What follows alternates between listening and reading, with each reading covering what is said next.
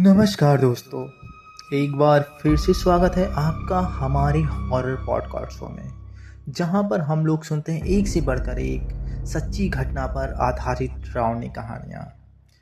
तो जो आज की कहानी है वह है ऐसे भूतिया कॉल सेंटर की जिसने एक कॉल के द्वारा अजय की पूरी जीवन ही बदल दी। इस कहानी को स्टार्ट करने से पहले मैं आपको बता दूं, यह कहानी मेरे दोस्त नितिन जी ने बनाई है और यह सच्ची घटना पर तो आधारित नहीं है, लेकिन उन्होंने इस कहानी को बनाने में काफ़ी समय लिया है और उम्मीद करते हैं यह कहानी आपको बहुत पसंद आएगी।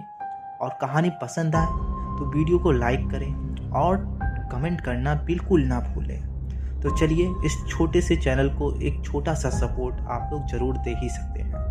तो चलिए कहानी को स्टार्ट करते हैं। शहर की सर्द रात थी। घड़ी ने 9 बजने का संकेत दिया था। मैं अजय अपने सबसे अच्छे दोस्त रोहित के साथ घर की बालकनी में बैठा था। ठंडी चाय के साथ हल्की फुल्की बातें चल रही थी। पूरा दिन ऑफिस की भाग दौड़ में निकल गया था और हम कुछ आराम के पल बिता रहे थे। तभी मेरी फ़ोन की घंटी बजी। नंबर अनजान था। मैंने फ़ोन उठाया। हेलो, कौन है? मैंने ऐसा पूछा। दूसरी तरफ से गहरी भारी आवाज़ में एक व्यक्ति ने कहा, कल रात 10 बजे सिटी मॉल के पास पुरानी इमारत में आ जाना, काम है। यह आवाज़ मेरे दिमाग में गूंजने लगी। वह इतनी असामान्य थी कि मैंने एक पल को फ़ोन कान से हटाकर देखा और पूछा, आप कौन हैं? लेकिन उधर से बस इतना कहकर फ़ोन काट दिया गया, वक्त पर पहुंच जाना। रोहित ने मेरी घबराई हुई शक्ल देखकर पूछा, क्या हुआ? किसका फ़ोन था? मैंने उसे पूरी बात बताई। उसने पहले तो मजाक उड़ाया, लेकिन जब मैंने उसे आवाज़ के बारे में बताया तो वह भी चुप हो गया। मैंने पूछा, क्या हमें जाना चाहिए? हो सकता है कोई शरारत कर रहा हो, लेकिन फिर भी यह पता लगाने का मौका क्यों छोड़ें? रोहित ने जवाब दिया। हमने तय किया कि हम अगले दिन वहां जाएंगे। हालांकि डर और जिज्ञासा दोनों हमारे मन में गहरी छाप छोड़ रहे थे। अगली रात 10 बजे हम दोनों सिटी मॉल के पास पहुंचे। सर्द हवा बह रही थी और सड़कों पर कोई खास हलचल नहीं थी। वहां से कुछ दूरी पर वह इमारत थी जिसका जिक्र फ़ोन में किया गया था। इमारत देखकर हम दोनों की रूह कांप गई। जर्जर दीवारें, टूटी खिड़कियां और एक बड़ा सा लकड़ी का दरवाज़ा, जिसे देखते ही ऐसा लगता था कि यह सालों से खुला ही नहीं होगा। हवा में एक अजीब सी गंध थी, कुछ सड़ा गला जैसा। यही है वह जगह, ऐसा रोहित ने कहा, और उसकी आवाज़ में एक कंपन भी था। मैंने दरवाजे को धक्का दिया। दरवाज़ा चरमराता हुआ खुल गया। अंदर का नज़ारा और भी भयानक था। दीवारों पर सीलन, फर्श पर धूल की मोटी परत और अंधेरे कोने में कुछ हलचल सी महसूस हो रही थी। जैसे ही हमने कदम अंदर रखा, दरवाज़ा अपने आप तेज आवाज़ करने के साथ बंद हो गया। रोहित चौंकते हुए पूछा, यह क्या था? लेकिन मैंने हिम्मत दिखाते हुए कहा, चलो पता करते हैं। हालांकि मेरा दिल भी ज़ोर ज़ोर से धड़क रहा था। मैंने अपने मोबाइल की फ्लैश लाइट ऑन की और इमारत के गलियारे की ओर बढ़े। हर कदम पर ऐसा लग रहा था जैसे कोई हमें देख रहा हो। तभी हमें दीवारों पर कुछ लिखा हुआ मिला और उसमें लिखा था, तुम्हें यहाँ नहीं आना था। यह शब्द लाल रंग से लिखा हुआ था। अब यह सब देखने के बाद हम दोनों बहुत डर गए थे।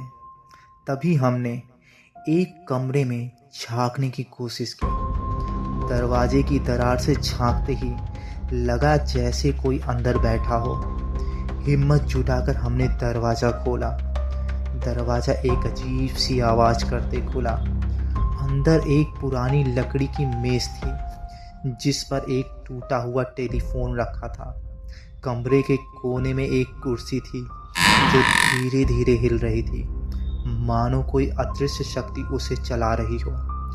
रोहित ने कहा, यहाँ से चलो अजय, यहाँ कुछ तो बहुत भयानक है, हम लोगों को यहाँ नहीं ठहरना चाहिए। लेकिन मैंने कहा, बस थोड़ा और रुकते हैं, हमें पता लगाना होगा कि यह सब क्या है। तभी कमरे के दूसरे कोने से एक ठंडी हवा का झोंका आया और फिर एक हल्की सी भयानक हंसी सुनाई दी। हमने कांपते हुए पूछा, कौन है? हंसी धीरे धीरे तेज होने लगी। मेज पर रखा टेलीफोन अचानक बजने लगा। जैसे ही मैंने टेलीफोन को उठाने की हिम्मत की, रोहित ने मेरे हाथ पकड़ लिए और बोला, अजय रुक जाओ, मुझे यकीन है कि यह कोई अच्छी बात नहीं है, लेकिन अगर यह सचमुच किसी परेशानी का संकेत है तो हमें समझना होगा कि आखिर यह क्या है। मैंने उसे ऐसा धीमे से कहा। टेलीफोन को रिसीव उठाकर ही मुझे ठंडी हवा का झोंका महसूस हुआ। लाइन के दूसरी तरफ एक बार फिर वही भारी आवाज़ थी और वह एक भारी आवाज़ में कहती है, तुमने हमारी चेतावनी नहीं मानी, अब तुम्हारा सामना उनसे होगा। फिर फ़ोन से एक जोरदार चीख सुनाई दी जिससे मैं घबरा कर पीछे हट गया। फ़ोन अचानक बंद हो गया। हम दोनों कमरे के बाहर जाने की कोशिश कर रहे थे कि अचानक रोहित ने चिल्लाते हुए कहा, अजय दीवारों की ओर देखो। दीवारें खून से लथपथ हो चुकी थी, हर जगह लाल धब्बे थे और दीवारों पर उभरती आकृतियां ऐसा लग रही थीं जैसे वो किसी नाखूनों से अपने आप को खरोच रही हों। अब एक बार फिर रोहित ने कांपती हुई आवाज़ में कहा, यह सब क्या हो रहा है? मैंने तेजी से कहा, हमें यहाँ से बाहर निकलने का रास्ता ढूंढना होगा। जैसे ही हम गलियारे में दौड़े, हमने देखा कि अंधेरे कोने से सफ़ेद कपड़ों में ढकी परछाइयाँ बाहर निकल रही थी। वे हवा में तैर रही थी और हमारी तरफ बढ़ रही थी। उनकी आंखें एकदम काली थीं। उनके शरीर से कोई भी अंग अलग अलग इधर उधर लटक रहा होता है, जैसे वे इंसान नहीं, केवल अंधकार की रचना हो। मैंने रोहित को चिल्लाते हुए कहा, भागो यहाँ से, और हम दोनों तेजी से एक अन्य कमरे में घुसे और दरवाज़ा बंद कर दिया। कमरे के कोने में एक लकड़ी की अलमारी थी। हमने अलमारी खोल कर देखा तो वहाँ एक पुरानी डायरी थी। डायरी का कवर बहुत सड़ चुका था और उस पर 1984 लिखा था। रोहित ने पूछा, यह डायरी यहाँ क्यों है? मैंने कहा, शायद उसमें कुछ यहाँ का रहस्य लिखा होगा। डायरी के पहले पन्ने पर लिखा था, यह इमारत कभी कॉल सेंटर हुआ करती थी। यहाँ काम करने वाले लोग अपनी नौकरी से परेशान थे।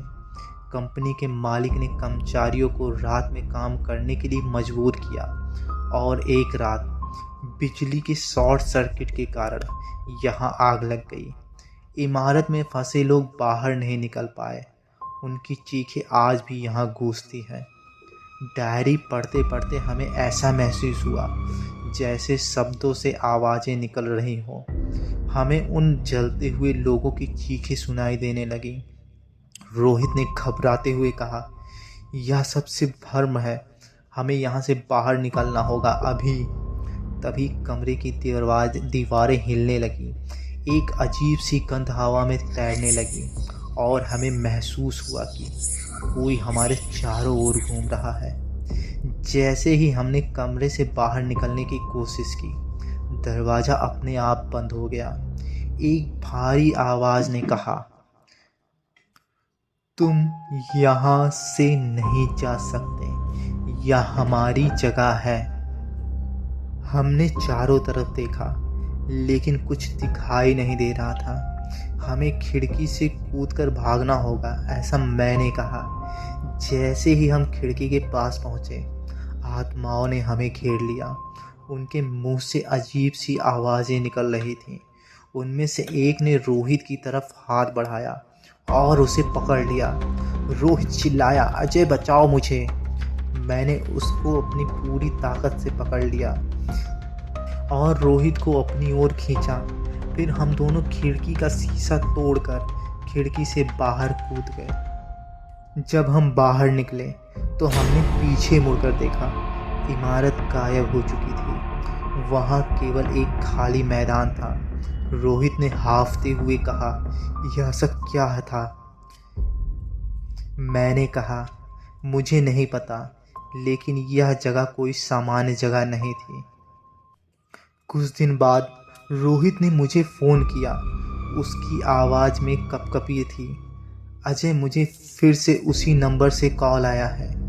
उन्होंने कहा कि हम उनसे बच नहीं सकते। उसकी बात सुनकर मेरे हाथ से फ़ोन गिर गया। क्या यह सब कुछ खत्म हो चुका था या फिर एक नई शुरुआत थी? लेकिन उस दिन इमारत से बच निकलने के बाद हमने सोचा कि सब कुछ खत्म हो गया है, लेकिन असल में यह एक नई शुरुआत थी। उस दिन रोहित और मैं अपने घर लौट आए। मैं बिस्तर पर लेटा, लेकिन नींद कोसों दूर थी। इमारत में हुई घटनाओं की यादें बार बार मेरे दिमाग में घूम रही थी। रात के करीब 2 बजे होंगे। कमरे में सन्नाटा था। अचानक मुझे लगा कि कोई मेरे बिस्तर के पास खड़ा है। मैंने धीरे से आँख खोली। मुझे कुछ परछाई जैसा दिखा। मैंने हड़बड़ाते हुए पूछा, कौन है? लेकिन सिर्फ और सिर्फ जवाब में सन्नाटा ही था। परछाई धीरे धीरे गायब हो गई। अगली सुबह ही रोहित का फ़ोन आया और उसने मुझे यह कुछ बताया। अजय, मेरे घर कुछ अजीब हो रहा है। रात को मेरे कमरे में कुछ अजीब चीज़ें अपने आप हिलने लगी। मैं बहुत डरा हुआ हूँ। मैंने जवाब दिया, मेरे साथ भी कुछ ऐसा ही हुआ है। हमने तय किया कि हम दोनों शाम को मिलेंगे और इन घटनाओं पर चर्चा करेंगे। लेकिन दिन भर मेरे घर में और भी असामान्य चीज़ें होने लगीं। कभी दीवारों पर खरोच के निशान उभरने लगे, तो कभी दरवाजे अपने आप खुलने और बंद होने लगते।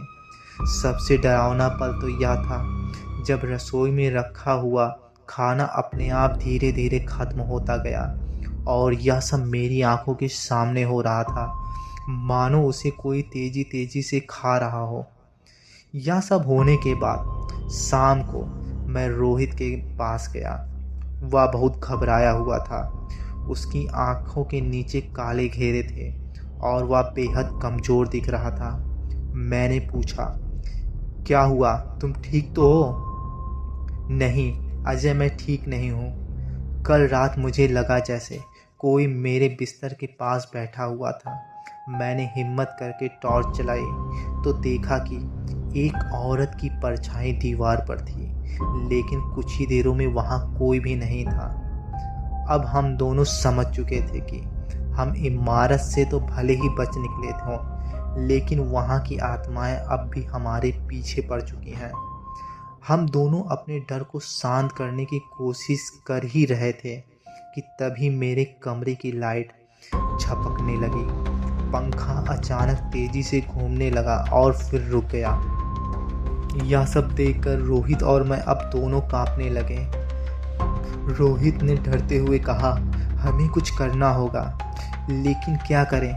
हमारी बात पुलिस भी नहीं मानेगी और अगर हम किसी और को बताएंगे तो वे इसे मजाक ही समझेंगे, ऐसा मैंने रोहित से कहा।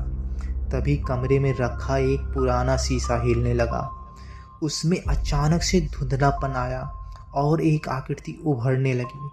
वह वही परछाई थी जो हमने इमारत में देखी थी। और एक बार फिर हम दोनों को वही भारी आवाज़ उस तड़पड़ से आती सुनाई दी, तुम मुझसे बच नहीं सकते। और कुछ ही देरों में वह आवाज़ शांत हो जाती है। रोहित ने सुझाव दिया कि हमें वापस डायरी को पढ़ना चाहिए, शायद उसमें कोई सुराग हो। हमने डायरी को फिर से खोला। एक पन्ने पर लिखा था, जो इस इमारत में कदम रखेगा वह हमारी दुनिया का हिस्सा बन जाएगा और वह कभी भी चैन से नहीं रह पाएगा। तभी वह डायरी अचानक से हम दोनों के हाथ से गायब हो जाती है।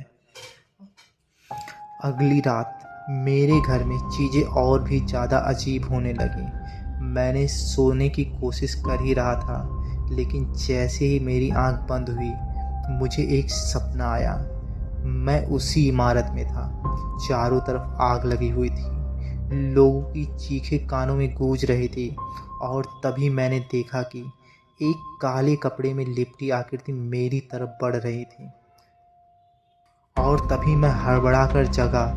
मेरे माथे पर पसीना था और कमरे में ठंडी हवा बह रही थी, जबकि खिड़कियां उस समय बंद थीं। उस समय सुबह हो चुकी थी। तभी रोहित का फ़ोन आया। उसकी आवाज़ में डर था और उसने कहा, अजय मुझे बचा लो, आज रात कुछ ने मुझ पर हमला किया। मेरे शरीर पर खरोच के निशान हैं। मैं तुरंत उसके घर गया। रोहित की हालत ख़राब थी। उसकी पीठ पर गहरे निशान थे, जैसे किसी ने नाखून से खरोचा हो। और रोहित कहता है, यह सब हमारी गलती है, हमें उस इमारत में कदम ही नहीं रखना चाहिए था। लेकिन अब क्या हम कभी इनसे छुटकारा पा सकेंगे? ऐसा रोहित ने कहा। हमने एक तांत्रिक से मिलने का अब फैसला किया। वह एक अनुभवी और प्रसिद्ध व्यक्ति था, जिसने कई ऐसे मामलों को सुलझाया था। तांत्रिक ने हमारी कहानी सुनने के बाद कहा, तुम दोनों ने एक श्रापित जगह पे कदम रखा है और अब तुम उस जगह से और उन आत्माओं से अब पूरी तरह से जुड़ चुके हो। और इस तरीके से अब इस जुड़ाव को ख़त्म करने के लिए तुम्हें उसी जगह पर जाकर कुछ विशेष अनुष्ठान करने होंगे और शायद हो सकता है इससे काम बन जाए। और साथ ही तांत्रिक ने हमें कहा, वहाँ की आत्माएं बहुत ज़्यादा गुस्सा हैं।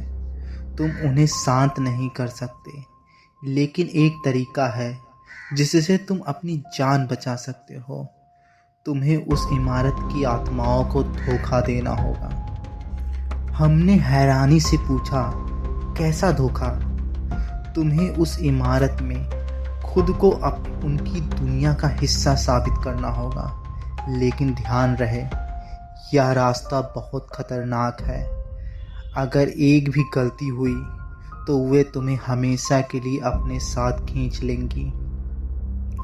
हम दोनों ने बिना कुछ और सोचे यह रास्ता अपनाने का फैसला किया। यह हमारा आखिरी मौका था। अब हम दोनों उस रात को उसी स्थान पर दोबारा पहुंचते हैं जहां पे वह इमारत गायब हो चुकी थी। अंधेरे और ठंडी हवा के बीच वह इमारत फिर से उभर आई। जैसे ही हमने इमारत के दरवाजे पर कदम रखा, उसने हमें भीतर खींच लिया। अंदर का माहौल पहले से भी ज़्यादा भयानक था। दीवारों से अब खून तेजी से टपक रहा था और हर कोने में लोगों की चीखें गूंज रही थी। आत्माएं अब हमारे चारों तरफ थीं। तभी एक भारी आवाज़ हमसे कहती है, तुम दोनों ने यहाँ से भाग के बहुत बड़ी गलती कर दी। अब तुम्हें यहाँ से कोई नहीं बचा सकता। तभी मैं अपनी कांपती हुई आवाज़ में कहता हूँ, हम तुम्हारी दुनिया का हिस्सा बनने आए हैं।